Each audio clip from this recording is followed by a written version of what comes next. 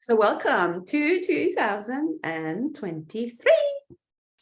So exciting. We're just having a little chat about the New Year's blues. And I suppose, we are entitled to have a little bit of that because there is so much shattering of the paradigm going on. And it hasn't even happened. But I suppose we're already in the perceiving mode that it's going to come. And then, of course, when you look at the astrology and stuff like that, there's definitely something really exciting going on in this 2023 energy. But we're going to actually jump and out-create all of that blues and go straight into Quantumania. Yay!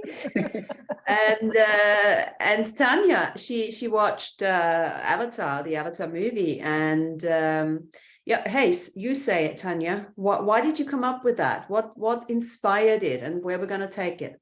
So I love going to the movies. I mean, for me, it's always been this, world of wonder, right? And I think there's so much encoding that happens with the movies. So, one of the things I always do is I walk around the theater and I look at all the movie posters, to see what's coming up. And in this case, I had my ticket in my pocket and I was walking around, and just about every poster had something to do with the galactic universe, like other universes, right? The quantum verse, the multiverse, the different planetary systems. There's even a Super Mario's brother movie coming out, right? And that's like the AI verse, right? where Mario and Luigi, they become their own sovereign entities, right? Trying to do their battle, right? But it just really fascinated me to see how many upcoming movies that are being, these are like major motion picture releases. These are the movies that are going out across the country, across the world, right, to the mass population. So it really fascinates me that there's so much quantum and multiverse content, right, coming out. And so, where is my awareness in that? And also, how is that, informing the general population, right? And I look at, us, and I see that, we are way showers and have been normalizing multidimensional and quantum living for a long time, right? I've been working with this energy for, years and years and years. And now, right, it's inserting its way into the public sphere, right, via storytelling. So I love that. And I thought it's just so fascinating, so interesting, right? It's like my perception of my multidimensional being, right, it has grown and grown and grown over the last number of years, right? And I feel like there's always something to learn there. There's always something to open to more fully. There's always something to create from that perspective. So yeah, it's just really, really interesting to play with, I think, and really fun. Amazing. I've spoken. I've listened to an astrologer today, and even if I try, I cannot remember all these planets and whatever she's talking about. But the constellation in the stars, based also on she always goes back and looks into the past and looks up the history and everything. It's really a matter of humanity is waking up to its galactic inheritance. And as you say, Tanya, I mean, that it is coming through in all the movies. And luckily for us, because, not that anyone ever listens probably to what we are saying, but once the movies are out there, right, and people can see it and have an experience with it, right, then everything is going to become much more embodied, and it can be embraced. Even if you watch an Avatar and you see that water world and everything, you know, and it's like, you don't really think, is this a possibility? Is this a reality? Can we really, are there worlds out there? But you are perceiving it. You are actually feeling it. And I think this is where we probably need to carry on along the lines of working that threshold and saying, you know, you don't have to understand it. Don't kill the creation by trying to understand it just yet. You know, just really have an experience with it. And you know, that's one of the things that I really enjoyed about watching Avatar, right? Is having the experience and also having the memory, right?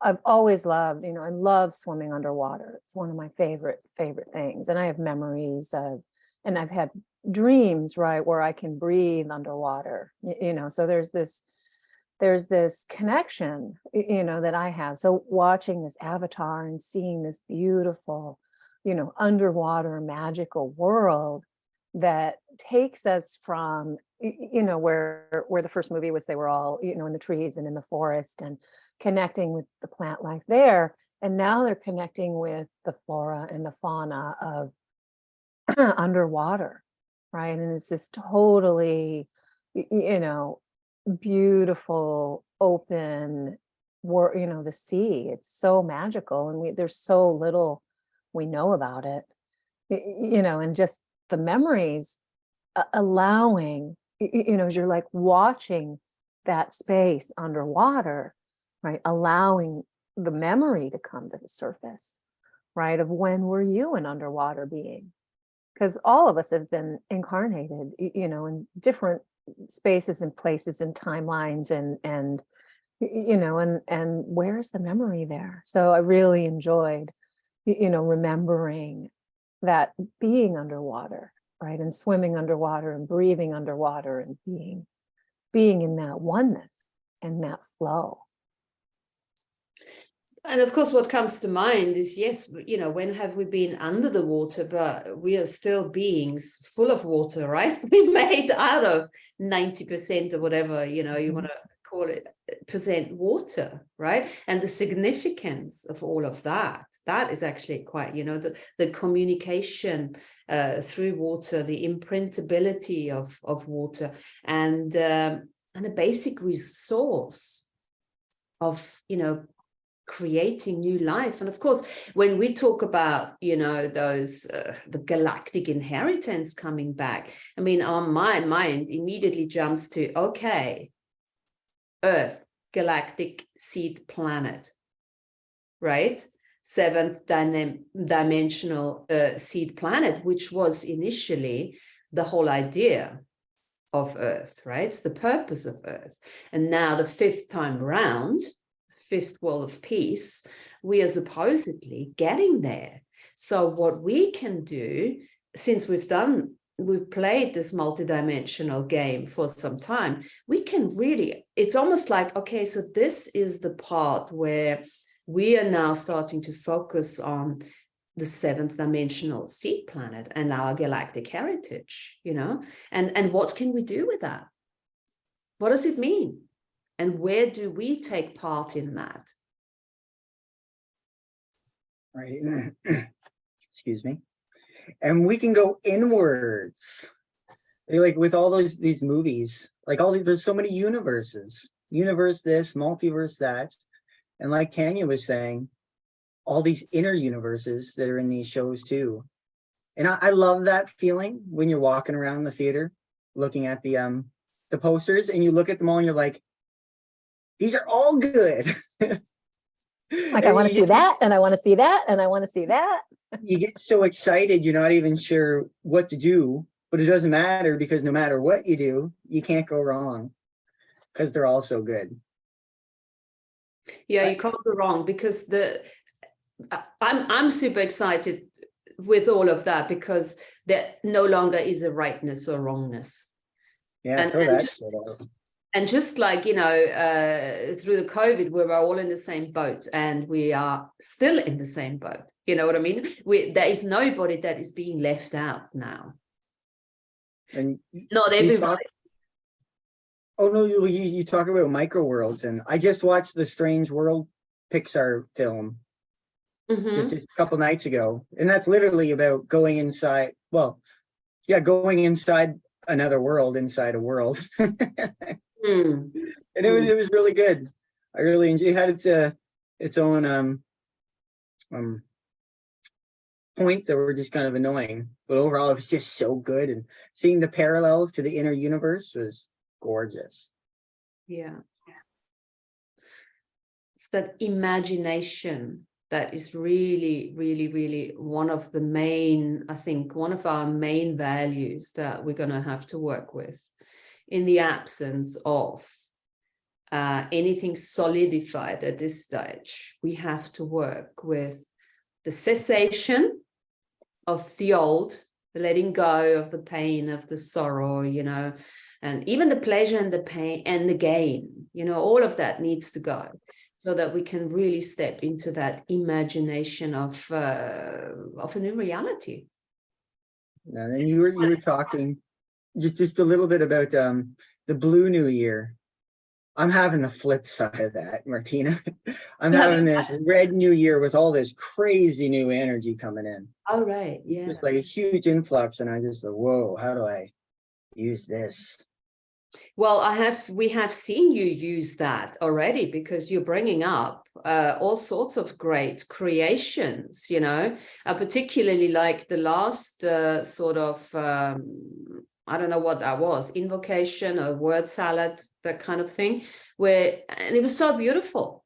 A lot of that was based off of your Orchestra of Consciousness Part 2, where Andrew was doing some time travel talking to me 2 years in the fucking future. And it all kind of clicked in that moment. And I was like, holy shit. Holy shit. We've now solved our own mystery school. We've solved the mystery. We've solved being polar beings. We just solved being solved our own karma.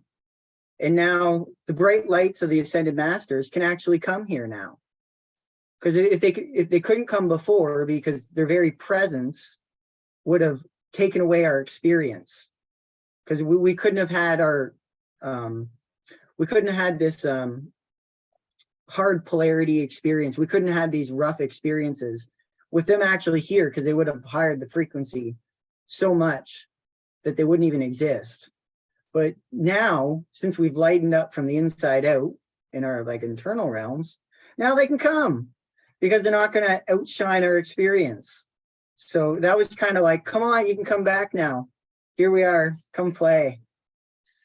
Yeah, it's also, you know, because of the changes in the planetary energy, because Earth has been, you know, evoluting so beautifully, and thus we're now becoming a better, you know, a frequency match for them to come in as well. So they're not going to be like electric shock because of our negativity or the emotional turmoil and everything. And that's the whole point, isn't it? The whole point of getting out of this emotional hoo-ha, that chaos, that's starting to really lift up the solar plexus into the heart.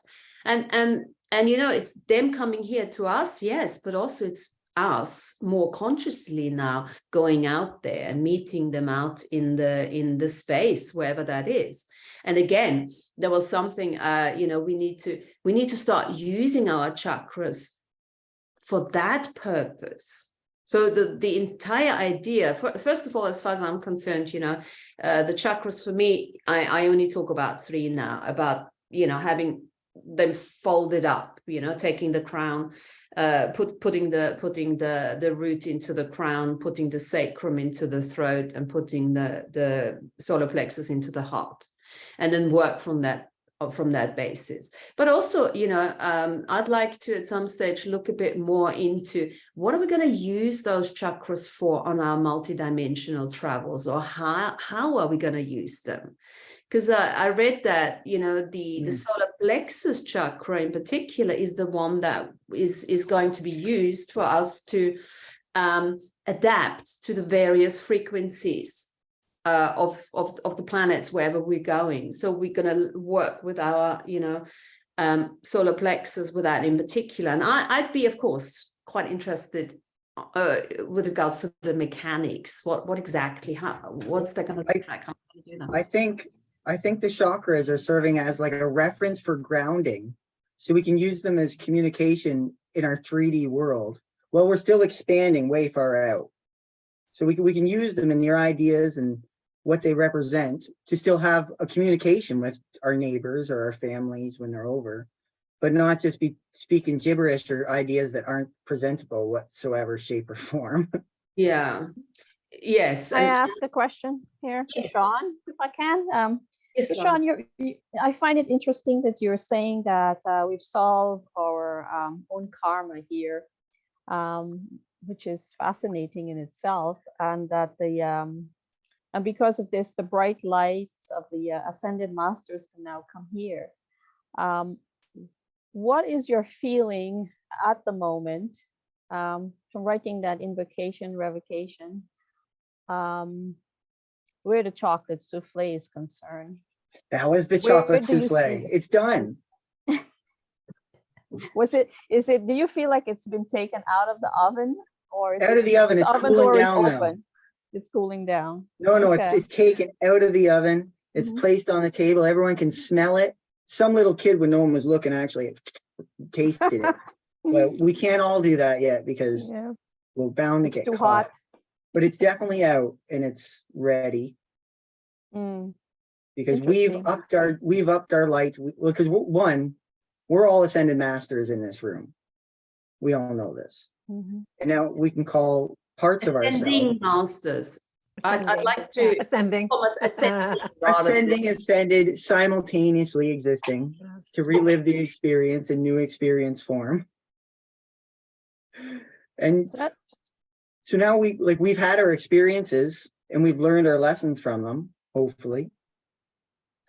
So now, yeah, keep going. It is pretty cool. Yeah, well, it's I like what you're saying about that, because of recently I felt like I've gotten a download saying, in essence, there is light that is coming to us that is pure light that's never been here before. And so this light that's coming to us will certainly it's leading right into you saying now that you feel that the chocolate souffle is out of the oven, and so the karma's been, you know, purified and all that, and this fresh light that's coming to us from the universe is going to make a vast difference for us. Like, But I think not for everyone Yeah. right away, but it's going to be don't want to incremental instant that. for it's going to be incremental for wherever you're at. That's where the lights, this pure fresh light, is going to reach you, and you'll, you know, continue on from there. Yeah, like we've reached a light level. So now ascended masters or frequencies from other self can match it without ruining our experience. And that can just flood in. You know, they can just pump it in because we've already created it. So they can match it without illuminating us and us not illuminating ourselves. Now, this light that I'm talking about is not from the ascended masters. This is pure fresh light from the Yeah. universal being. Yeah, exactly. Just in all forms and micro and macrocosmic scale. Mm-hmm. Yeah. Just greater lights can come and start incarnating or just being part of our thought form processes. Yada, yada, Yeah. yada. So what we can do, remember that expression, the home coming beacons, you know, turning on. I love that expression, such a beautiful expression. And we can create a space, which we are, of course, we already have created in the Earth Nouveau and everything, but we can all literally, for yourself, create a space of being that homecoming beacon and inviting those ascended masters or other species or energies, whatever you want to call it, and literally start inviting them in, creating that bubble of reality so that they can, like in those Star Wars movies, you know, or whatever, they can actually start materializing. See, this is something I can't say I have seen. I literally, this is my thing now for this year. I'd like to have proper conscious contact. Has anyone had that? I see a blue light every once in a while, just like in the corner of my vision. Jen, Sure. you I had. mean, conscious contact, sure. Yeah, You know, And with synchronicity. all sorts of beings. like Right. they were sitting in front of you. You had a cup of tea with them. Jen, you Well, said that. you know, No, I mean, I want a cup of tea. not in the He's being physical real 3D realistic here. realm per se, if that's what you're talking about. I'm talking physical. Mhm, mhm. Jen, did you know, have? I know Andrew has talked about having that experience, bringing in that manifestation. You know, most of my contact is in my mind's eye, and there's all kinds of conversations that happen with different beings. Well, I'm Cool. I like your brass, I'm Martina. manifesting Yeah. you Put it guys on the on table. a basis in the physical, so that's a good start. But what Jen, you tell us. Well, I've never had them over for breakfast or anything, but like I have been able to be outside and have like communication with the ships, like have the intention of where they would light up and they do, or where they'll arc and they will. So I've been able to have that kind of communication. And I mean, I have like, well, it's not in the physical eye, although some people can look at a picture where I feel the energy and they can see the image. But like when I went hiking on Sunday, it's the second time I've been on that trail, but there's a troll that lives under this bridge that you have to walk under. Yeah. And the first time I went under there, which that trail is just really full of the elementals. You can feel them, and I always ask for permission to go in the woods before I do. And when I do that, I always get a lot more communication. I get the sparkles that show up randomly in the pictures and stuff like that. But on that particular trail, the first time I went under it, I felt it as soon as I got close to the bridge. And so we've all read the books, right? So I just asked for permission to walk under the bridge, and he was so amazed that somebody asked, because nobody had ever asked. Nobody asked to go over my bridge. So then he gets like, I don't know, telling me stories about people that he's tripped because they were being assholes and stuff like that. So when I went on Sunday, I actually had a friend with me that is somewhat sensitive, and I told her that he was there, and I said, do you feel anything? And she actually like went into that barrel and she felt him too. So I have more of a running dialogue, but even she was able to see it, and I sent the picture to somebody too, and they were able to pick it up in the picture. So I would call that conscious contact, although I see it more in my mind's eye like Tanya does than with my physical eye. But sometimes I can see things with my physical eye as well. Well, I Like mean, I'll Jen. see the dragons, right, when they fly. And the sky, I have a good view of the western sky in the Twin Peaks here where I live. And yeah, all often there'll be dragons flying around. And I can see, I can physically see them. Just one for So, everybody. I Seeing have faces and things. I had an experience yesterday. So I was in the bathroom. I went to use the bathroom, and then I was sitting there and I looked up, and on the wall, for the first time, I saw this face looking back at me. It was tiny. It had ears. I couldn't figure out whether it was a animal face or more of a alien humanoid being. And it was so bright and clear to me when I was looking at it. And I'm like, I'm trying to make communication, but I wasn't hearing anything back from it. So I said, I'll have to come back with my my phone camera and take a picture of it. So I had forgotten about it, and yesterday I went back to try and snap a photo of it, and lo and behold, it had faded out to the point where the camera couldn't pick up the image of it anymore. It's there, but it's like way in the background again. It's not highlighted anymore. So I found that was pretty interesting. And I'm like, why the heck are you looking at me? I'm sitting here doing my business. And there's one in the shower too, that's up on the very high up, like almost touching the ceiling. There's a big face there too. And it's like staring straight at you when you're taking a shower. And I'm like, why the hell are you looking at me every time I take a shower? What are you doing there? You know, and I say, I don't consent to you being there. This is my private space, you know? No, good for you. Good for you. But, you know, I mean, this is what I'm after. Because I think we're getting there now. I've been wanting this for years, and I was like, you know, no patience. But I think this is now a possibility that we are starting to, and I love what Jen is saying, you know, because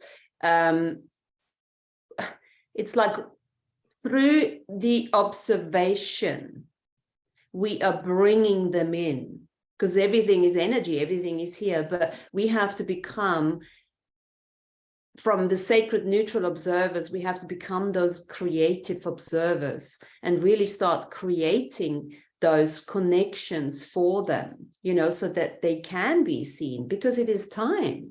Because we're talking like a couple more years, you know, before we are becoming like a galactic universal citizen, you know, where we have, of course, we have them all living here already. And there was many accounts, you know, I've read and heard where people have had coffee with them and they had their chats and they meet them and then, you know, they disappear afterwards, but they literally have a conversation with them. And I think that is definitely, it's not for everyone, not everybody wants that, but I think it's a possibility definitely for us to play with that. And I think it's that also, you know, there are no gurus out there. We become our own masters, we become our own teachers now. And what better opportunity than to speaking to those different energies and learning from them. Because this is really something I can see for us to play with this year in particular on many levels. Yeah. Well, and I think with you know, Lana, talking about the higher frequency light, right, being available on Earth, it's like our frequencies are blending now a little bit more, right, as Earth is going further into this journey back to her original blueprint as a 7th dimensional seed planet, right? And all of us are raising our density, raising our vibrational frequency. Then we meet, you know, we meet halfway, right? Where before it was too far for some of these quantum beings to go into density. Now that density is subsiding, diminishing as the frequency raises. I love that. Just for fun, do you guys know what like the binaural effect is? Oh, like binaural beats? Yeah. Mm-hmm. But you just like a lot of time, like you have one frequency in one ear and then a different frequency in another ear. So let's say you have your own frequency and then Earth frequency, and they come together in the brain, and then it kind of mediates the middle frequency to kind of sort out the difference between the two. And there's a lot of that going on, like the Earth's frequency and our frequency, or the Earth's frequency and this collective of collective, et cetera, et cetera. So what you just said, I love that, because this makes sense when we say we are folding the earth chakra into the head chakra, into the crown chakra, because, you know, through that we are transducing and transfigurating that energy and manifesting those energies onto this planet. I remember a few months ago, we were talking about, I remember Tanya was seeing it too. Like suddenly in meditation, I could feel like a spiral separating from me, and one went up and one went down, almost like the double helix broke and went in two different directions. I think that was a DNA adjustment that we're going through. I remember you guys saying no, but it's that we're all channelers. We've always been, because this is what we are, because we are transformational channels. We are taking cosmic energy and grounding it here. We're bringing it down into the other kingdoms, into the lower kingdoms, right? And then we're bringing that energy up at the same time, and we are alchemizing it. This is the alchemy that our technology is. And I think it's just bringing more a conscious attention to that now, because everything is focus, everything is purification of thought, right? That's how we create. And this is, I mean, if you look at, I ask myself the question, so what choices do we have now that we didn't have before? That question goes out to everyone, you know, just keep asking. And for me, that was what came up. What choices do we have now that we didn't have before? Well, with all this extra energy, like all this extra frequency coming in, comes all this extra energy. And what are we going to do with it? How are we going to apply it? What choices do we have now that we didn't have before? Can't put it back into the old habit patterns. Like we have to create new ones, and we actually got to do something with it, or it'll just sink in our body and, you know, linger. Well, I think I think like, that's a really go ahead, Lana. I think it's like what Andrew's been saying, the value we're going to get back 10-folds or 1,000-folds. All the work we've done over the past 10 years with all the revocations and so on, is what's coming back to us now. That's how I feel. So it's like getting so much money, right? You're like super rich and you don't know what the heck to do with your money. So you have to rethink now the new future for yourself. It's like, what am I going to do with all my value that I have? This excessive amount of value that I've never had before. And now I have so much value to play with. So it's something new we have to look into. What are we going to do with it? In Lana, those like all those revocations that we've done, they're like standing radio waves, again, like those standing radio waves that we sent into the deepest, darkest part of the universe. And they've reached people, and now it's coming back. Yeah. It's gone, and now it's coming back. And now it's like creating form in our life. Yeah, it's the 27,000 degrees of separation from the Union Communion strike. All the revocations. Yeah. They're coming back. All that hard work. Well, I love this. I love this question, Martina, because for me, and this is one of the things that I've been contemplating and struggling with for the last few days, is that, you know, what choices do we have that we didn't have before? Because there's choices that we don't even know are choices, because they're, you know, it's almost like we're now we have the opportunity to build something totally new from the ground up, or from the crown down, right? There's this new energy that's available to us, and the choices that we don't even know are choices yet, right? They haven't bubbled up quite to the surface. We're in this space of, we've deconstructed the old energy, and that's still continuing as we move into the new energy. And then now all of a sudden this fresh new fecund energy is available to us, and you know, as like quantum way showers, how do we pivot the choice point in a way that you know, that's fresh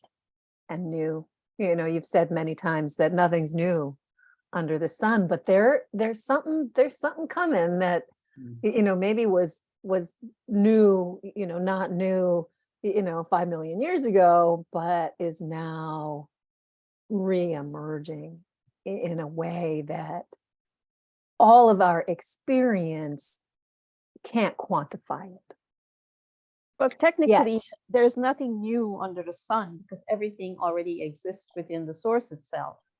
It's Well, just of that where course, but we're at, sometimes- where we're at, this fresh light that's coming from the source is what we're going to be calling new in a new experience or whatever. So it's just us focusing now on this freshness that's coming to us. And Well, I don't and think it's creating an quite, energetic structure Uh-huh. that we can build upon, you know, in for the next, you know, 50 to 100 years, right? I see, you know, I see myself as, you know, sort of a bricklayer in a way, right? Where taking this new energy and creating some sort of structure as like you know, a springing off point where we can you know, learn to open up into into this new quantum verse, you know, in a new way that hasn't been understood or realized in our collective consciousness at this time. Yeah, I mean, I would actually like to acknowledge there is a newness that has never happened before, because if you think about it, you know, the little that we do know, the little that we do remember, having lived as an avatar, as an ascended master on the physical earth, that is not something that really, with the conscious creator capacity and a total free will choice, and at the same time being completely in awareness, you know, what's going on, of our multidimensionality, this is not something that, you know, has happened on this planet before. and with that, like great mystery learns from us, and we're simultaneously learning from great mystery. And as I know it, the earth is the place where there's a small chance of something new to happen randomly. And that's why everyone really wants to be here, because that's the place where new things can actually happen. Like that's why the dragons want to be here, because they want to have that new experience once in a while. But there's also this big change that we're happening too, which is like a big brand new thing versus all like the little experience new things. Yeah, and then, you know, the galactic spiritually embodied citizen. Yeah, like, you know, when that new album dropped, that big album everybody had to have, that's the big new thing coming. The big album, what's Like, that? you know, when you were younger and like, you know, some album or movie, the new thing that comes out and you A just new have to have it record. because it's so A new awesome. record. Yeah. I mean, the newness is really just the perception, the conscious perception. No, I don't think so. I think sometimes it's straight up new. Yeah, but, you know, let's work with, for us, it's got to be to start that up, right? The fact that you can create an avatar on this earth, the fact that you can, you know, this, once you transit this lifetime, that you can still make a version of yourself and keep it here, and at the same time you can start traveling to the different, that is a possibility that we all have. Not whoever chooses it, whoever has done the work, obviously, to do that. I mean, that is pretty exciting, right? The idea that we can just, you know, grab one of those automaton bodies that is not negatively programmed, put our, you know, consciousness into it. Hey, that is so cool, right? In order to go to some of those planets and then bring the guys here and then have this I think that is new. I've never, not even, you know, AB has said that is something that we did before. No, AB had talked about a few years ago about the separation of densities. I think since Natalie was around, they were talking about the separation of densities happening. I feel now that we're feeling the effect of the separation of densities. and we're going Absolutely. in different directions. And so Yeah. that's and I feel like the foundation of all of this is race amnesia. And we're rising out of the race amnesia. Well, Yeah, that's what kind of remembrance. created the Earth Mystery School in itself, Yeah. as an experience to learn the mystery of what disconnection means. Well, let's think about this. We're all in race amnesia. We come here, we're born, we have no memories. We have to learn everything, even how to walk, to move our fingers, to open and close our eyes, how to poop, how to pee, how to be fed. How to be watched when we poop and pee. As soon When we as we're throw born. up.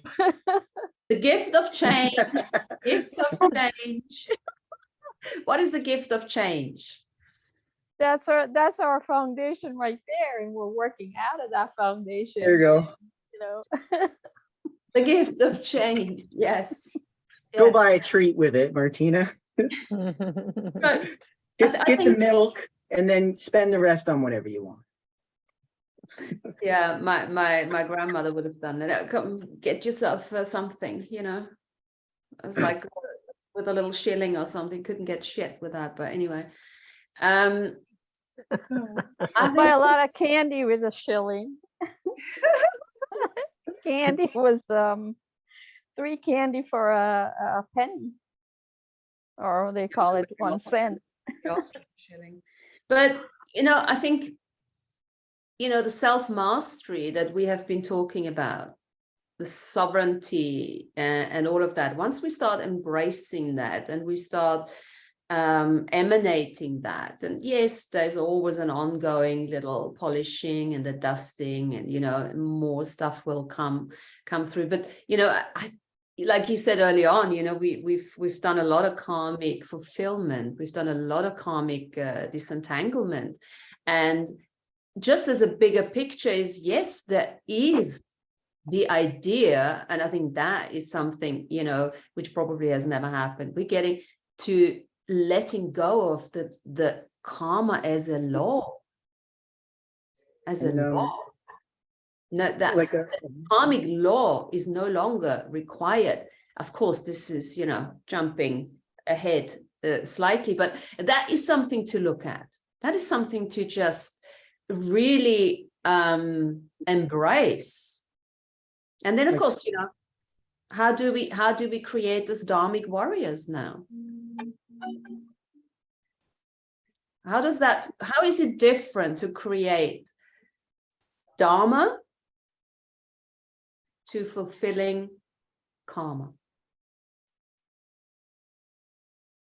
So It's a choice Just a second. rather than an Just- obligation. what I was going to say is we're fulfilling the karma, and we're wiping the slate clean of ancestral karma and personal individual karma. It's getting lesser and lesser in the universe, and so we're going to get to the point where there is karma is not the universal law in the universe anymore. So like we were talking like two weeks ago about we build upon our ancestral lineage, and we're proud to be here now as the representation of our ancestors. We were chosen to be here individually, us, and so throughout the years, the many millions of years, our ancestors were either creating or solving karma. And we've gotten to the point now in our race amnesia where we were chosen to be in the great Dreamtime Awakening to bring this to a full fruition. So I think we've gotten to that point now where this fresh light from the universe is meeting us again. So let's I want to say, so like bigger scales of sovereignty. So we have our own individual environment around us, and we send our own individual thoughts out as a charge, and they come back and we create our own environment. But as we form bigger collectives or share certain collective ideas, all our thought forms are collected together. And with that charge, we can form giant atmospheres and giant environments. We form our own collective bubbles of an experience when we put those similar thought forms together as a collective. And that's happening. So we're forming this giant fucking environment that we all get to live in and share. Yeah. So when I look at karma versus dharma, I look at the karmic journey as the individualized self-consciousness journey to the I am, letting go of everything, self-mastery, sovereignty, character building, persona, lower soul integration. And it's a very individualized journey of the soul. The beginning of the building of the Antakarana, the Rainbow Bridge.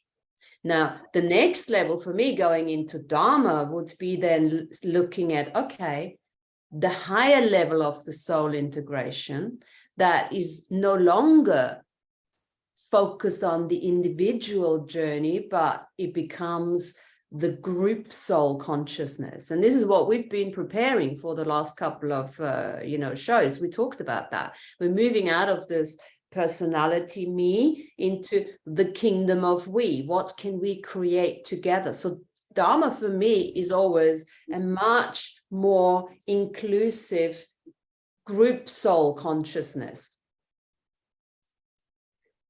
So there is the hardship.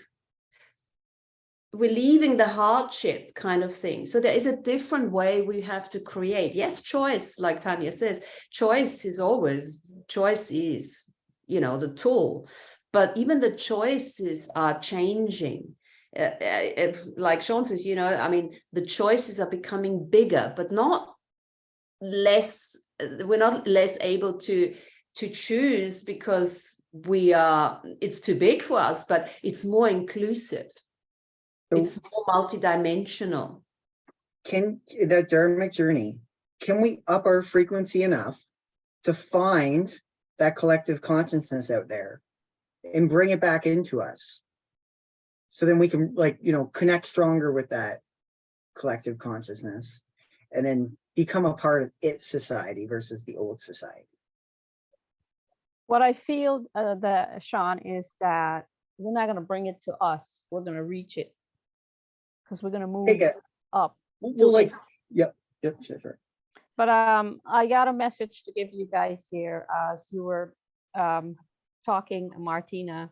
And what I got was that to tell you that the 8th color is going to be the handrail on the Rainbow Bridge. Handrail on the Rainbow Bridge. Oh, I love it. That's what the 8th color, the message I got to give you. Thank you very much. Well, for all of us here.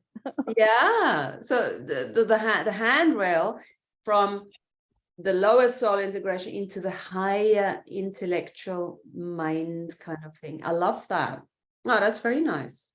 Mm-hmm. Now, do you know that kind of choice is, as we said, is going to be more inclusive. It's going to be more like, as we are already doing that. We've always sort of done that, and it's a very different feel to it. It's got nothing to do with the old Malta and empathy and that kind of thing, not the old way.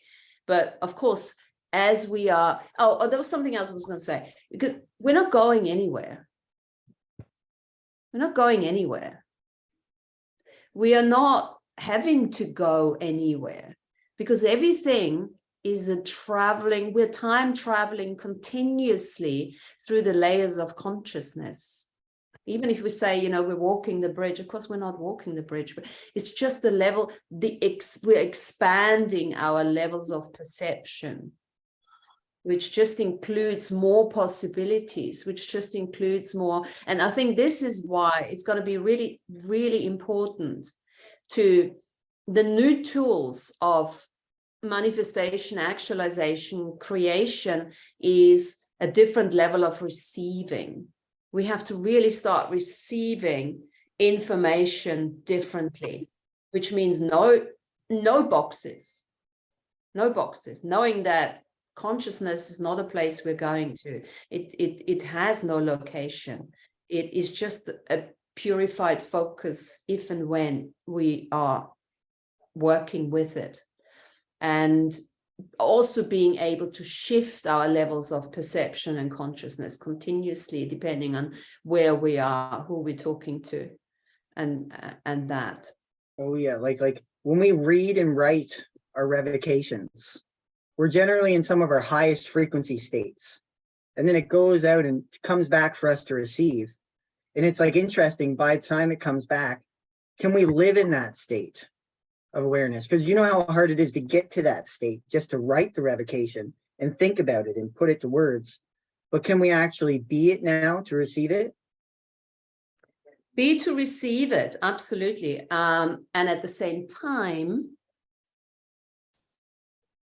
not trying to figure it out. Yeah, just receive it. Because the figuring out kills the creation. Because it immediately throws us into the limitation of any kind of definition. So I think we often talked about the edge of unknowingness, right? Or the edge of knowingness, edge of unknowingness or something. We need to become really comfortable walking that edge of unknowingness, working with our imagination.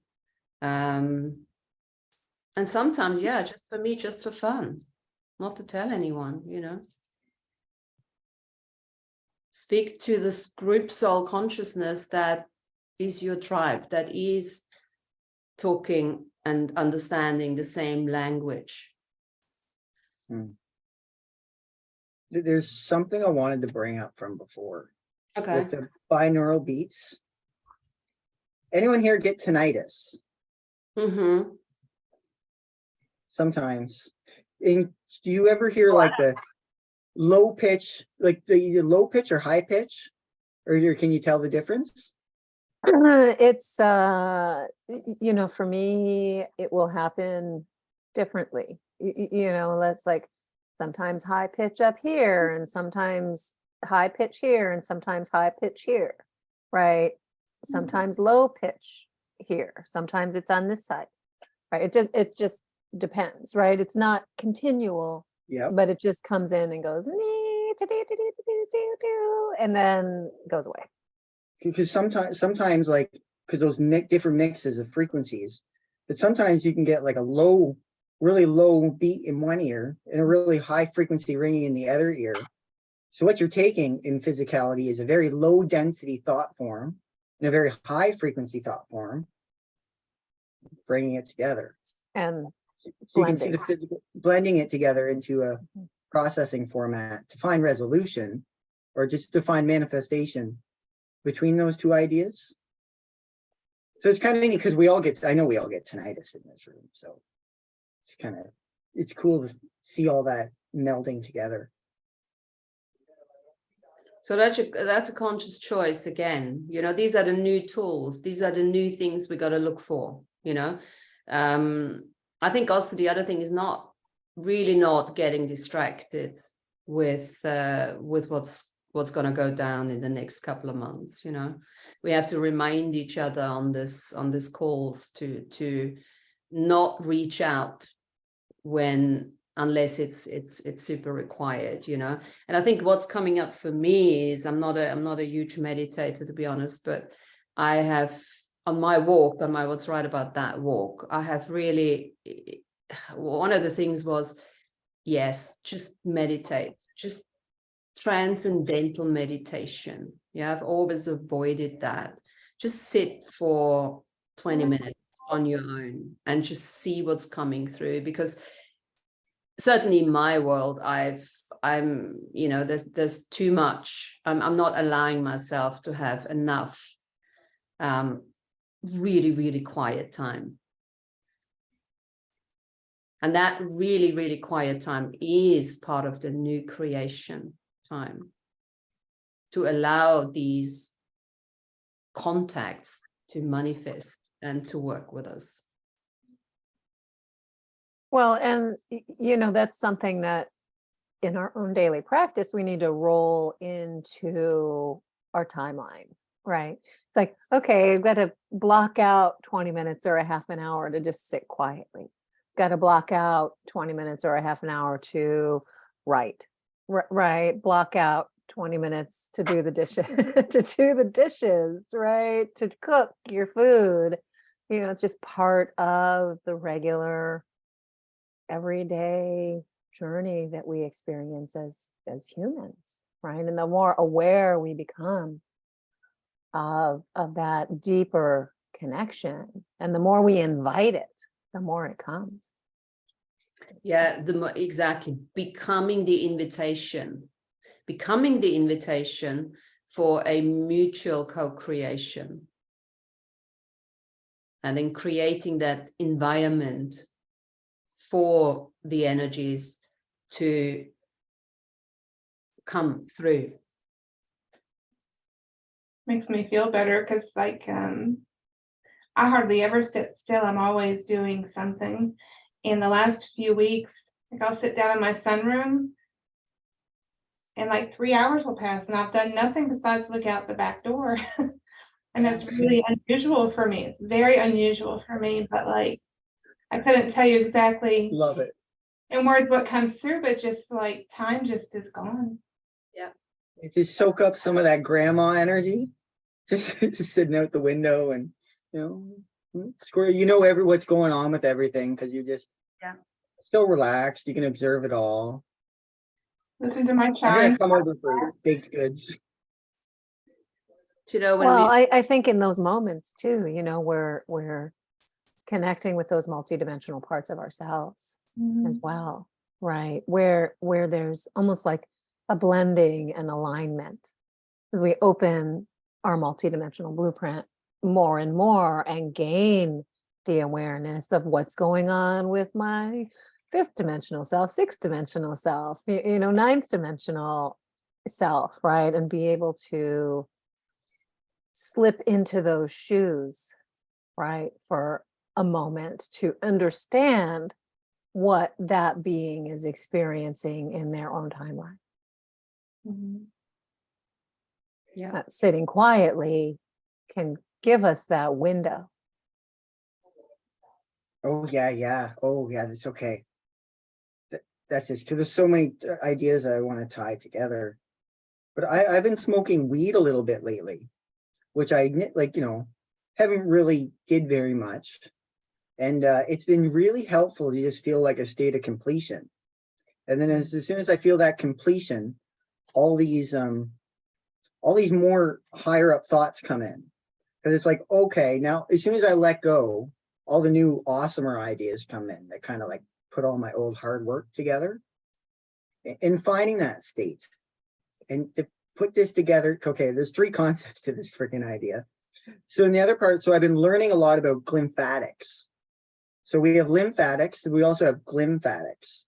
And glymphatics is basically our own micro brain lymphatic system. And so we have waste matter, waste products from our cerebral spinal fluid that comes to the brain.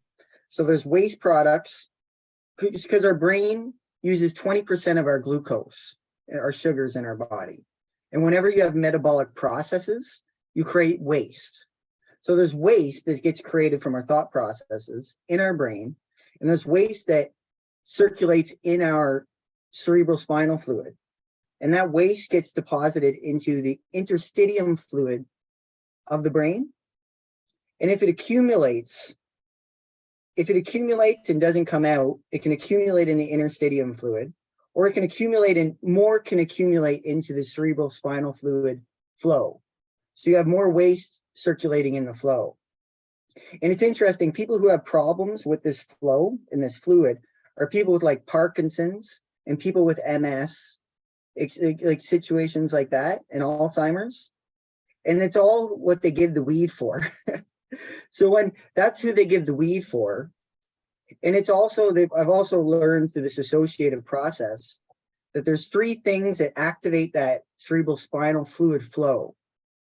And the one is deep sleep, the other is breathing, and the third is vasomotion, which is a brand new thing I've even heard about, and is that our arteries have their own peristaltic-like movement that's based off. So our blood also has a peristaltic movement, not just like pump from the heart.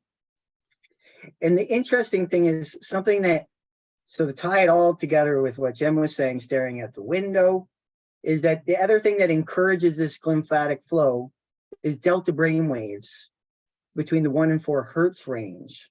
And when you're just staring out the window, just kind of gramming it up, sorry, Jen, but I love the analogy here. Grandmas are the best. And you're just staring out the window and being really relaxed or meditating, you're in that slow delta wave frequency. So you're basically getting that lymphatic flow or that cranial sacral flow to recycle old thoughts and waste that's accumulating in your brain. I think the advanced heart meditation is really great for that also, because you're visualizing the circulation, the peristalsis, right? The blood cell creation.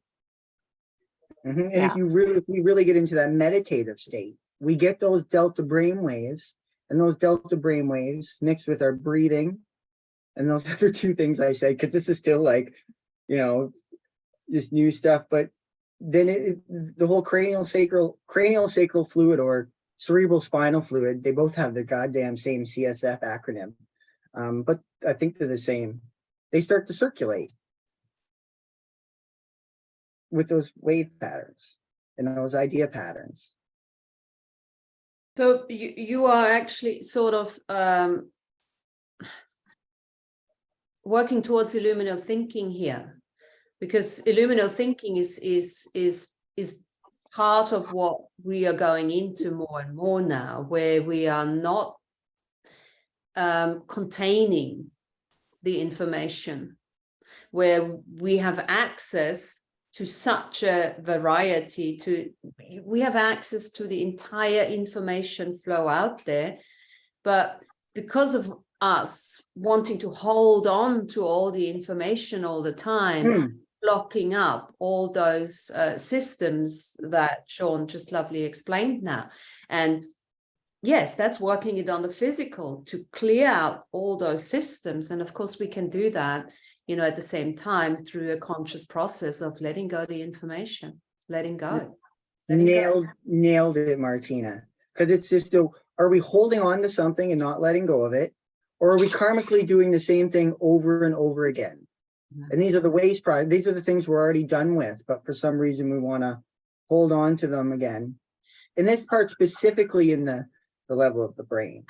And you know, it's understandable, because everything is what we've ever known is disappearing. And people are like, oh my God, the structures are falling in place. You know, everything, all our systems are falling apart. The old paradigm is disappearing. So people are trying to hold on to what they still know. But that is what's causing a lot of issues, because we need to be able to let go all of that. Everything that we've ever known, because it is available to us through focused attention and intention. And that is something, you know, that takes a lot of trust. But this is the new repetition that we have to learn, practice, that will lead us to that illumination, you know, basically. We have to practice that, not to fill our heads. And it's okay.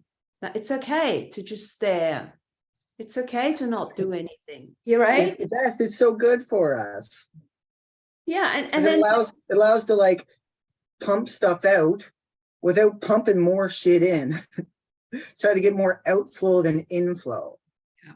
So you get refine homeostasis in the whole process. Whatever comes in needs to get out. I mean, we know it through the digestive system, you know. Bless. Thank you. and that will then eventually lead us to the next level of soul integration and the higher mind, because the information that we are after is located in the higher mind, in the higher universal mind. And that's like seeing everything as the continuum process. And there's different parts where we digest things in our body. But in this stage, in the way that I perceive it, it's the end stage that ends up in our brain. And once it gets into that cranial sacral fluid, then it's an actual circulating experience versus a thought. So once it gets into that circulation, it becomes the experience. And then it's just secondhand nature. It's just like, I can just do this. Beautiful. So what's the gift? What are the gifts of this change that we what are the gifts of this quantum mania we are talking about? Because we are talking about quantum mania, but we're having a very practical application of it, right? How are we going to create it? How are we going to live with it? How are we going to work with it? How are we going to create new realities with it? Like, I think it's that Quantumania that literally partially inspired those thoughts. It's like, oh, how can I be a master of this skin suit? And then it's just like, whoa, you can just kind of dive into that world. That's us. It also helps other people speak our language, right? So we've been, in some ways, like separated from a lot of the people that we interface with in our 3D lives because we have to adjust what we say to where they can receive it. And so the more that they see things like that, the more we can speak a similar language. They can receive what we have to say easier. And to add to that, the faster we will speed up our process. Because once they catch up a little bit with what we're saying, then the momentum will get built up and we'll move faster towards the more quantum mania environment that we're kind of focusing on now. Because something I'm putting together is each of our individual thoughts can go out, and as a charge, they can create their own atmospherical field. And that's what collective consciousnesses are.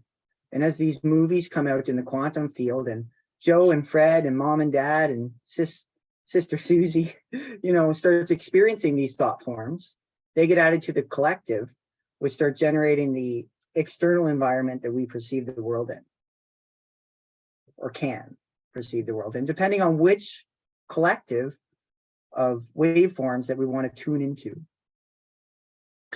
Yeah, I like that, because, also, we might not have to speak it out loud, but we can still have our little bubbles, our thought bubbles going on. And then we send out the invitation. You can join me anytime, whenever you're ready, And also let's the next level of judgment is then even take that out, because who says, who are we to say that they're not that they're not ready to understand it, which of course is the next teaching we're going to look at, because just because they literally don't act the way they understand it doesn't mean that they don't understand it, right?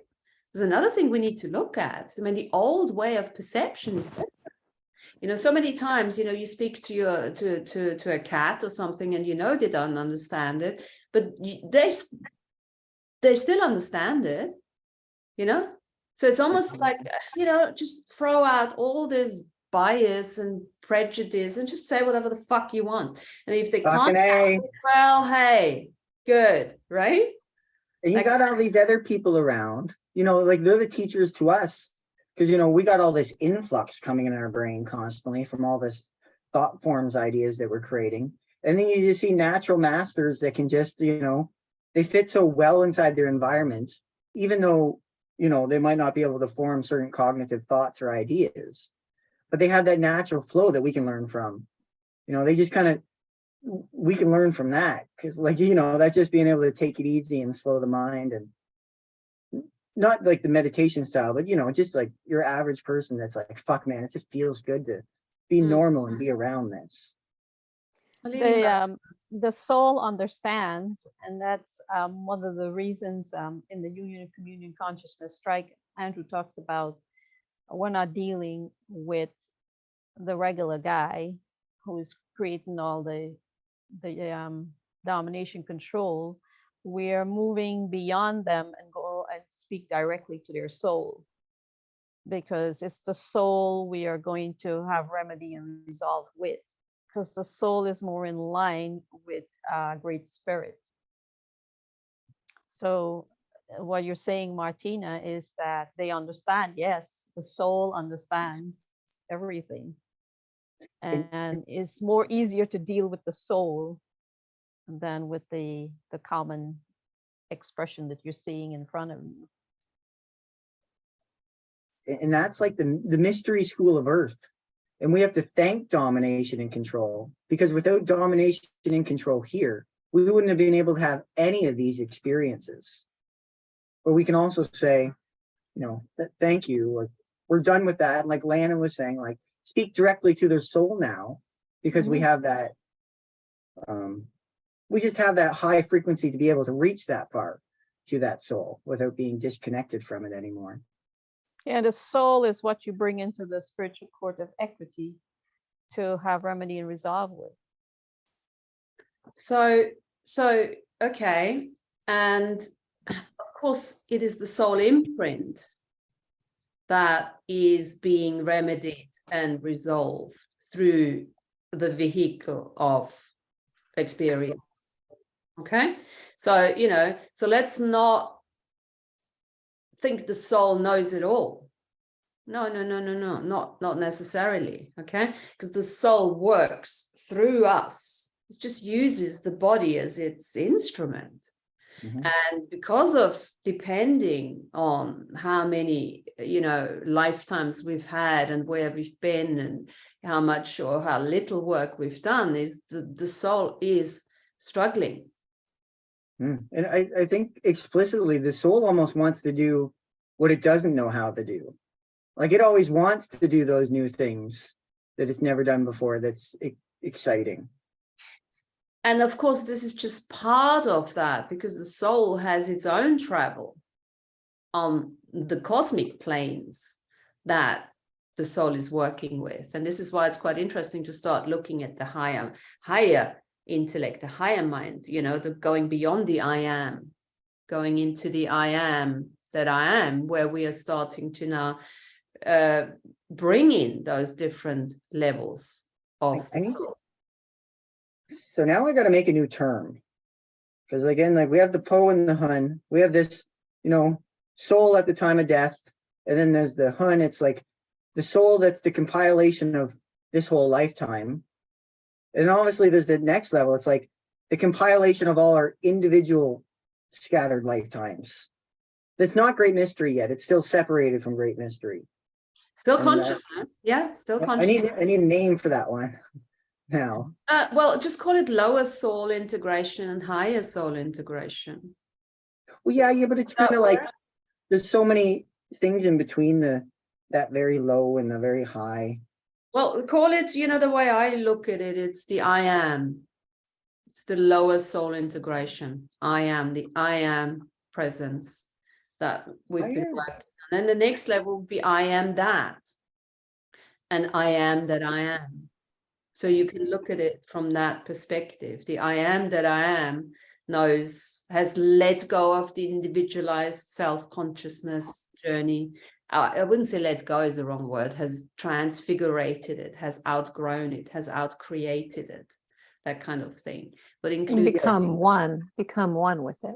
Yeah. Well, because that's the levels that we got here now, because it's like the total of memories at the time of death, the total of memories of your entire lifetime, the total of memories of all your lifetimes.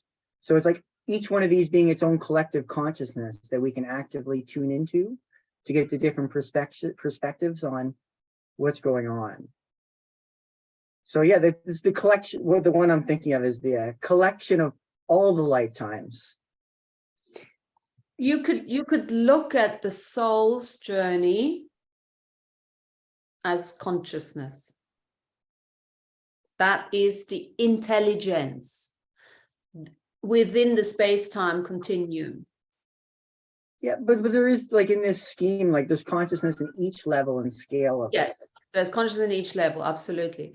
And then once we go beyond, once we integrate the soul back into the monad, into the spirit, then the soul, there's no consciousness, it's something else that we have no name for. Because it's no longer in a space-time continuum. It goes into that spirit monad consciousness. Yeah, like the everything. Yeah, and that's a choice that very few, I think, I mean, what do I know? But you know, we stay within the consciousness, we stay within the sea of awareness, the consciousness, sea of consciousness, and the level and the ocean of awareness, you know. And this is where we maintain a level of form. Be this now the car body or whatever, all these other bodies, you know, or etheric bodies, you know, but we still have a soul, we still have an imprint, we're still like, there's a quality to it, and that quality that expands as we have more lifetimes and everything. It's very specific. So we all have very specific themes. This is where the rays come in again, you know, where we have a specific consciousness, personality ray and the soul ray. Yeah, like I don't want to merge with Great Mystery yet. I just want to be able to look back and see, oh, you're still there. I know you're there. I'm not too far away, but I am.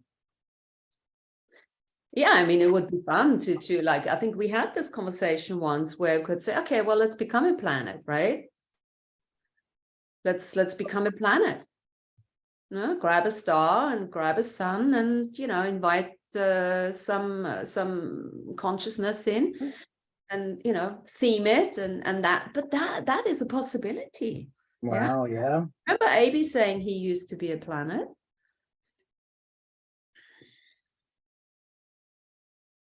And then what would your planet look like? What kind of planet would you create? How would you plan it?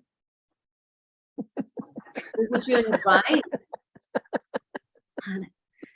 Who would you invite to come and join you? Yeah. And then Well, that's the galaxy creation, right? When we talked about creating a galaxy, that's right. we are that. I am that. I am. Mhm. This is all me. We These are that. boundaries, We these are walls, mind, body, and soul. that, as well as this. So Sean, when you said what it would look like, so first of all, it'll probably be a sphere to begin with. I'm gonna have a cube planet. You'll be It's like the funny. Borg. Interesting. But being that I've lived here on Earth for so many millions of years, and I don't know how many, I kind of like what Earth looks like, you know.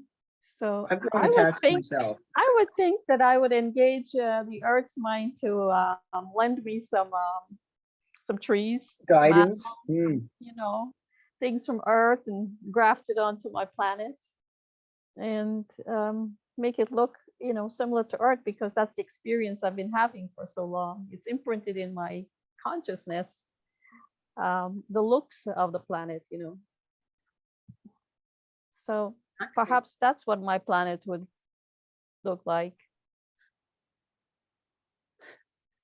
Which brings us to the activation of the womb chakras on this earth, right? And this is again a job where we need to, this is part of our job as world service, as peacemakers, as whatever creators, that activate those womb chakras. So I had a dream the other night where I was driving a black, I say wagon, it was a black vehicle of some was A black limo. I played with it afterwards, and it turned into like a locomotive. You know, it was like a train track, but it was the first one, and there were lots of tracks in the back. You know, wagons in the back, boxes in the back. But it was a shape-shifting little, you know, machine, because it could turn into a black jaguar. You know. Oh, wow. Yeah. So it was quite cool. Yeah. And I thought, okay, well, what is this? Why am I having this? And then it was full of clothes, because it wasn't supposed to be used, You're right? going to a party. No, it was full of clothes. It was like a storage facility for me. And I'm like, why is this out? I didn't give permission for this, you know. I'm not driving that yet. And then I thought, hang on a second, why are we not driving that yet? Let's drive that, right? So I got rid of all the clothes, and it turned into a big sort of room, lecture room, you know, or room to contain people or something. And it just made me realize, I'm thinking, okay, well, I must have been working, you know, at these gates, at these gateways. Didn't really think of the womb chakra or something, but at these gateway points, you know, maybe transporting people back and forth. And then, of course, you know, that obsidian came to mind, that energy of the obsidian, and the technology of the body, where we are transporting people back and forth already. So lots of us think of that when you have your dreams, or, you know, put your intention into that, because we are already starting to bring those beings, or, you know, through the womb, not womb chakras, but gateways, or, you know, whatever you want to call them. And we're doing that by being us. I first had a giggly force when you were just talking about the giant classroom puma or jaguar. So I was imagining a giant building with, you know, with windows on the side and the classrooms inside, and, you know, you could study and learn. And I was like, wait, and then you could be biologically inside of that puma and learning lessons at the same time too. It's like, whoa, you're on the train tracks, driving through things. And the black jaguar, that's the earth being that stands on the line between light and darkness, between dream time and awakening, right? I see the raven does this also, except with the element of air as opposed to the element of earth. Love it. I love it. And of course, guys, it's a dream time awakening. So, you know, it's, again, dream time. We're creating everything in dream time. Again, focus, attention, intention before we go to bed, creating that placenta to bring those dreamtime societies together and bringing them through. And I think this is what created the dream for me, because I was playing with that a little bit. I was thinking, oh yeah. Who wants to come? And then placenta, why do we call it a placenta? Because, you know, there's a gestation period in all of that. It's not going to happen from, and that's something I have to remind myself, of course, it's not going to happen from 1 minute to the next, even though it can. Just patience. Martina, what you asked way back about the, like, what physical things have you experienced? It just reminded me now what you were saying because of the dreaming. Mm-hmm. Last night, I had so much energy come in. I tried to get to sleep, and I was just tossing and turning all night, and I still have all this information or energy today. But when I was closing my eyes, it was like just there was the light showing up a little bit, and it was almost like it was trying to materialize in front of my eyes, closed. But it was, you know, the light was just coming in. It was just, you know, it's being here, and it was moving over here, and like I was following it with like rapid eye movement, but I was still awake, or consciously still awake, but it was trying to form. It was just being dark, and then, you know, color of yellow or like gold would kind of just pixelate a little bit into the eye field and just kind of move over here. And then it would kind of like jellyfish, or not jellyfish, but like, you know, like this kind of like blanket grow and then contract. And it was just trying to grow. Just trying to grow. So there's one I just remembered now. This is and this is what we need to remember. Write it down, put it in a little box and say, hey, okay, well, we'll get back to you. You can keep growing in the meantime. I'll get back to you. It's almost like all these nurturing. You got this nursery, because remember, we are, creating new realities. It's put it in your nursery. And then, you don't have to check on it every day. Have you grown already, or what are you doing? No, do you need anything? Okay, is there anything I need to do right now in order to help you grow? No, cool. Maybe next week, that kind of thing, In my thought process at the time was, it's already 12:30. Do I focus on this? Or do I just try to go to sleep because I have an appointment at 8 o'clock in the morning? Mm-hmm. And it was like, do I consciously focus on this shit, or do I consciously try to go to sleep? But I focused on it a little bit, and it was fun. John, as you're saying 12:30, I'm looking at the clock and it says 12:30 here. There's another physical synchronicity manifestation. Yep.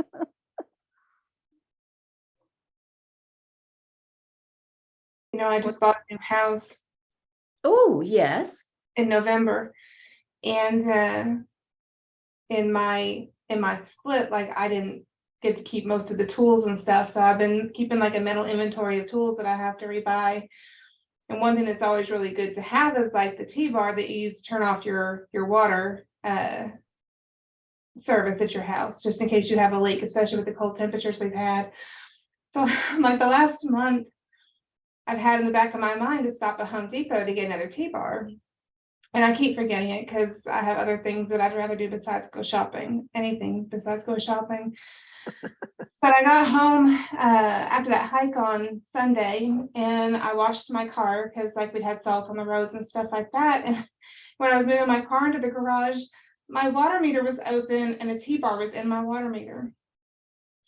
And I have no idea why anybody would have been in my water meter or how long it's been like that. But I had a moment of like curiosity of, why would anybody have done that? But then I'm like, well, I got a T-bar now, so I put it in. Well, That is don't so mind cool. if I do. Very, very strange manifestation, but there you go. Yeah, Maybe you jump timelines Yeah. that's what we're looking for. into the With- T-bar timeline. Shopping in houses is again thinking about like the constant, what's coming in and what's coming out. Like, am I bringing more things into the house, or am I getting more crap out of the house? And do I have T-bars? Tanya, it's interesting you're saying jumping timelines. I tend to pay attention nowadays about whether I'm jumping timelines very subtly, because sometimes I'll experience something and then I'll experience something different. And that's, I said, and I'll question myself, did I shift timelines here in a very subtle way? Because the change is very subtle, and that's something we need to start paying attention to now as well. Whether what we're thinking is causing us to shift timelines. I was You go, Jen. I do yoga every morning, and week before last, I was doing yoga and I sit and meditate for a little bit afterward. Like, I just started crying, and I do not cry very often. And I'm like, what's going on? And I thought, I'm going to die really soon. And I thought, well, shit. And like, well, I don't know that do I care about that? And then they're like, well, you've shifted timelines, but you're not going to stay on this very long. Don't worry about it. It's like a shortcut to compress things. So apparently I got on a timeline that I would have died very soon, but then I got off of it right away too. I've never had anything like that happen before. It was very strange. Amazing. Yeah, that's the kind of thing that I'm talking about. It's like you're shifting the timeline of like, no, I don't consent to this timeline. I'm shifting out of this timeline and I'm going to another one, or the one that I came from or something. But this one I don't consent to. I'd have to catch myself and say it right away. This very morning, a weird thing happened to me that made me think about timelines. Because as I was walking back from the chiropractor, there was a sign on a person's yard, like a contractor sign. And the company's name was for a plumbing company, and it was named Mr. Rooter. And I have some Australian friends where root means fuck. So it's got this guy in this hat, and I've seen this van drive by too. So it's like Mr. Fucker, and he's got this little hat, and like the sign literally says, "Be alert, let our children play safe." Mr. Fucker. So I went to take a picture of it on directly through Facebook. Or no, like, yeah, I went to take the picture directly through Facebook to send it to my Australian friend. Because he can feel like, who made this business thing? Because they would never make that business in Australia, because it's ridiculous. But anyway, so I went to send it, and I took the picture and I wrote the message, and then it didn't send. And then I did it again and it didn't send. So then each time I had to retake the picture of this sign. And the third time I had to take it on my actual, not through the Facebook camera, then I had to take it on my phone camera. And I did this 3 times, and I had to retype the message 3 times. And then all of a sudden, 2 pictures, like about a minute later, 2 pictures went through, and 2 messages that were slightly different, and the pictures were different slightly through. So it's like, what the fuck? Like, it wouldn't work. And then all of a sudden now there's got 2, I sent it twice, like 2 timelines. It was like, this is strange. That happened. Like, I know it's just a texting scenario, but it happens all the time. And you're like, now I just sent a double message to him with slightly different things of the same thing, of a funny joke. No, but it's good. You know, I think we need to start looking out for everything that's weird. I think let's make this a little a feature on our show here, that let's remember the weird stuff, because it could be quite interesting, and it keeps reminding us to yeah. And the thing, I wasn't looking for it. I was just like, hey, this sign's fucking hilarious. I should take a picture of it. Yeah. And then as I walking, I was like, well, that was kind of weird. Yeah. And of course, remember, weird is, in all dictionaries, it's of destiny. It's the way of. Weird is the real definition, the way of, yeah, of destiny. So here we go. Fantastic. We've got a lot of stories today. There's a Manifest quantum lot of destiny. Woo! 2023. Yeah. Cellular, bitch. Yeah. So yeah, is it soft disclosure? You started off saying that. Is it soft disclosure? It is, but I mean, I'm always impressed. It's small disclosure. And unlimited possibilities, right? Opening us up to these unlimited possibilities, opening us up more to the mind of the creator that we can connect to, right? Think about, I think Stan Lee, I love Stan Lee, I think his Marvel universe, I think he's such a clear, was such a clear channel, right? Bringing experiences from galactic wars, from the past, and just, I mean, I'm always amazed by, what comes out in the Marvel, because I think he just wrote and wrote and wrote and wrote, right? And then Disney bought all of his writing. So I think that, of course, things get filled in by the new crowd of writers, but I think he created just such marvelous history, with his writings. Yeah. That comic book universe just tore open the world of esoteric, especially when Stan Lee and Jack Kirby were coming into the mix. They just opened the funnel up to something else and just poured it into the world. Yeah. And now I think we're seeing, more and more in that digital space, in that media space, right? Giving us the opening and the ideas for that unlimited possibility, to delve deeper into the quantum sphere, the galactic sphere, right? Just like Guardians of the Galaxy, meeting beings from across the multiverse, right? All different types of beings from different planetary systems. Bye, Amy. Didn't say much today, Amy. Didn't see much of you today. Bye, everyone. I know. I loved just sitting back today. It was great. All right, Thank madam. you. Thank See you you soon, so huh? much. Love you guys. Love Bye, you. Amy. Bye, Amy. Bye. Bye. Bye. Sorry, Tanya, too. Yeah, no worries, no worries. So it's just really inspirational with these unlimited possibilities. Yeah, it For just me, as a I movie love title. that conceptual change, you know, and just like I saw, you know, one of the pictures that I posted that you posted was the redo of The Little Mermaid. Hmm. Right. And Zendaya, it looks like Zendaya is playing the Little Mermaid, and she's just fabulous. But again, you know, bringing us into this depth, this water world, this unexplored space on our human planet. I mean, not even outside in the galaxy, right? This is bringing us back to the space in the human planet that exists, that we're not, you know, that people don't acknowledge. They acknowledge it as fiction or fantasy, but that's an underwater world that exists, that doesn't interact with our above water human world. And so that possibility, that opening up, just the idea that this sphere does exist, right? And how are we co-creating with it? Can we co-create with it? Do we co-create with it? You know, can we start like- co-creating with it more and more What I like consciously? about all these different sci-fi movies like Marvels and Star Trek, Star Wars, is that they make us more tolerant.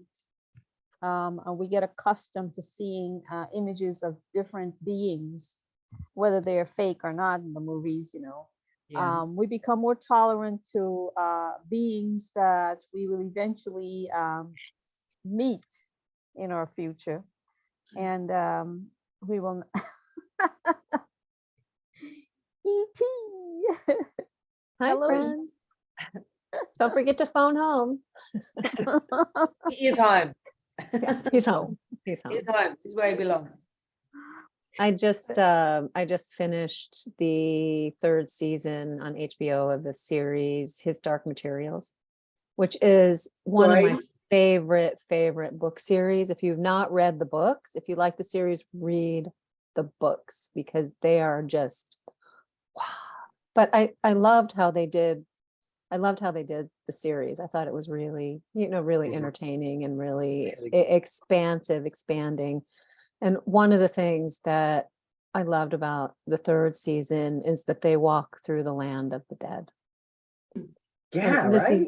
this They is open it up. something that's been really, you know, part of my path and purpose, is opening up those portals and opening up those doorways so the uncrossed souls can cross over should they choose to do so. You know, and I thought, wow, this is, you know, just the concept in this story of that prison, right? The land of the dead that nobody can leave, right? It's like that cork stopper, right? That Amy talks about, where it's like, oh, you're stuck in the reincarnation grid, but you can't like move past that, but then you can't incarnate. So like where is the movement, right? You know, and I think about what you were talking about earlier, Sean, the lymphatics, right? And the way that the old needs to be processed, right? So the new energy can come in, right? And this is part of it, right? Within just our own earth. So when we're looking at things from that wider quantum perspective, yeah, sure, things are coming in galactically, and the ascended masters are coming in, and all of this communication is available to us. But there's also the planet, right? The planet Earth, that is this multidimensional space that has been energetically, the dimensional spheres have been separated in a way that have kept us from moving from through 3D density, for lack of a better term, to that 5D density, right? So that energy of blasting through the fourth dimension, the astral plane, so we can get to the other side, so we can be in that open space, right? With our physical bodies, with our mental bodies, with our consciousness. You know, that's where I'm at. You know, that's where I'm really finding the juiciness and the unlimited possibilities, right? Because as each one of us walks through and pierces that veil from the inside out, you know, we create energy pathways for other people to follow. Exactly. When she cut to that land of the dead, I was crying. I was like, Yeah. oh my gosh, I was just crying. And then I had goosebumps and crying. And then I was thinking, to me, I was like, this is the land of the forgotten. This is the Mandela effects, lost the time. And now they're all being freed. And I had goosebumps, and just that, like this womb space, these layers of reality, they're just like different wombs. They're just like different energetical layers. And they literally just cut right through them from one to another. And I was like, Yeah. oh my gosh, that was just so beautiful. And you finished it, right? Yeah. Oh, yeah. So then just seeing like it was interesting how they name dropped like Megatron's cube a little bit. And then that little last scene at the end where it cracks. So first it falls, and then like it falls to a lower density, and then it breaks open and you see this decrepit crater inside. And I was like, oh my gosh, he's been trapped inside his own creation for so long and couldn't get out of it. And now he's finally out of it. I cried again. I was like, oh my gosh. That's why I cried so many times during that show. Then he just becomes one, you know, one with everything. You return back to great mystery. Return back to oneness. But he did his job, and he wasn't really a bad guy, though he played the bad guy. He just kind of had to do his part and forgot himself to his own existence. Or was he contained within his own creation by the Metatron character? Could have been. It just, and this It is was unclear, I thought. this scene perplexed ideas depending on which way you wanted to look at them. And it was gorgeous. So, the veils are lifting, and then, because these are all the scenes I used in that last little video I made, and they're all coming together. The Mandela effects are breaking through the land of the forgotten. The thinning of the veils, because they're, wait, which is that? Which? Shit slipped my mind. But then there was like the Witcher's blood origin, which I watched too. Is like, again, it just has this dynamic scene. And that's where I saw the 2000 bloodlines come together, because they're literally, I'm getting goosebumps again. That scene, you won't see it till you finish the whole 4-episode series. But all the skies, this thinly veiled realities start ripping apart, and celestial bodies appear in the sky, and everything's so beautiful, and everything in existence merges, and it becomes the human. All of a sudden humans appear. There was just elves, and then all of a sudden there's this human, which is like this strange creation of the universe that just appears out of nowhere. And it was like, oh my gosh, so beautiful. So Jen's asking, what TV show is this you guys talking about? We're talking about His Dark Materials, the HBO. It's so That's good. what it's called? Yeah. It's called Continuously His make Dark you cry. Material? Well, the book series is called His Dark Materials, and it consists of 3 books by Philip Pullman: the Golden Compass, the Subtle Knife, and the Amber Spyglass are the names of the books. But the series on HBO was condensed into the overarching title for the book series, His Dark Materials. Thanks. About like 8 months ago, I saw the series pop up on my streamer, and I'm like, no, can't watch this now. Just wasn't ready for it yet. Yeah. Is it on any other channels? I mean, I would imagine it HBO. will be at some point, but right now it was an original series done on HBO. But there is the movie The Golden Compass, which is the Oh, first okay. book in that series, which was Nicole Kidman and Daniel Craig were in that. So that's, available probably anywhere you can see a Yeah. movie. I think I saw the Golden Compass, but I can't remember. It's been a long, long time. I may have to rewatch it. I had mad deja vu watching that series. Even though I watched the movie and the movie is very similar, I was like, this is just still deja vu happening. So is the Golden Compass based just on one of the books, or all That's three? that's book one, basically. book one. Yeah. It kind of didn't make the movie didn't make it. It wasn't a very big success. So they planned to make more movies, but they didn't make the movies. And then whoever was the producer was, well, like, fuck, we ain't making movies. Let's just turn this motherfucker into a TV show. And they adapted it so well. I thought they With so did. much Yeah. passion. Well done. Yeah. So that's where, that's what I've been contemplating a lot, the land of the dead, right? The land of the forgotten, in the way that souls are trapped in so many different ways. Soul shards are trapped in so many different ways. Side of us. Oh, God. Yeah. And I was now it's getting this time to image. start releasing them back for feeling and healing and reintegration into the So heart as you were center. talking about the souls getting trapped, I had this image in the very beginning as you guys were talking, coming back to the womb chakras. Now, the womb chakras that are to be opened first, as for AB, are the ones that are having wars on top of them. And the image I got was the souls that are, the beings that are dying from the wars on top of these womb chakras are like souls being trapped in there, and they can't get out.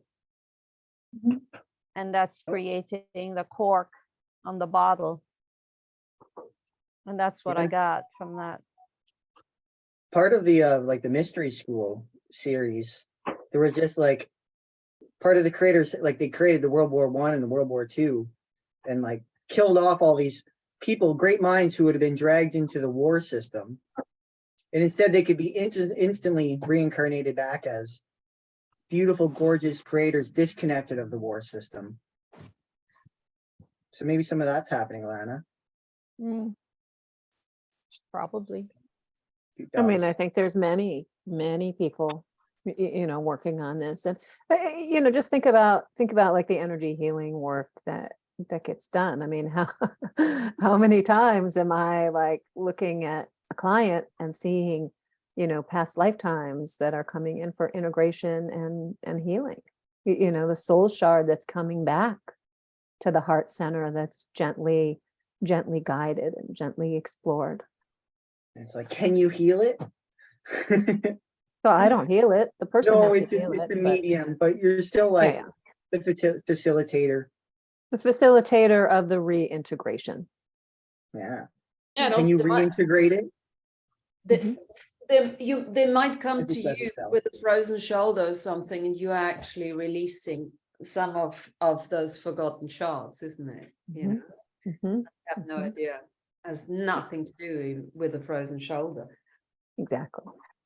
And Yeah. Tanya, you said Guardians of the Galaxy earlier, and then I was just thinking, just the names of the titles, like some of the biggest popular movies in the whole world, so that people will exchange verbally all the time. Guardians of the Galaxy, Avatar, Strange World. It's like these little things that we just say. And Quantumania, and it's like we exchange these words, and they're beautiful. Just to say what Guardians of the Galaxy is beautiful. We just say it because it's just there, just in our face. But it's like, fuck yeah, that's a good in your face. And I think, all this soft disclosure we are seeing, as you guys been discussing, it's by us discussing it, bringing it forward, we are becoming an extension of it, I mean, we don't have to create our own movies, but we do soft disclosure on a daily basis, right? And then maybe the question is, how can we even improve on that and become self-disclosure experts. Mhm. I feel this like bringing things that are inside of me, internal, and getting them out. And then you get to see them out, and it's just like so gorgeous when those internal things come out and represent themselves. Or they could be nasty, depends on what you got inside of you, right? But it's like very pretty. Well, thanks all. Yeah, that It's was really nice to reconnect in the new year, and this is going to be really, I think, interesting journey of opening and awareness and more unlimited possibilities, right? As we start to really create these foundations for New Earth, for what's next. Can't you feel it? Like the pulse. Like just think, just to wake up and a whole day being a synchronicity. The whole day. Just one big pulse of the earth. They were just completely in line with and not distracted by our own forceful intentions. It's just, ooh, there's a sign saying Mr. Rooter. Like, Absolutely. you gotta be kidding me. In the van too. Well, may the Quantumania continue over the next couple of days in this week for you, and weeks and months and everything, until we meet again next week and see what else pops up, what else wants to be explored and discussed in this beautiful on this beautiful journey back to the stars, right? Thanks very much, guys. Good to see you. Damn. Happy New Year and everything, and I'll see you next week. Sounds See great. you. Thanks, Thank Martina. you. Thanks, everyone. Beautiful people. Yeah. Thanks. Cheers. Bye. Guys, huh? Bye. Bye-bye.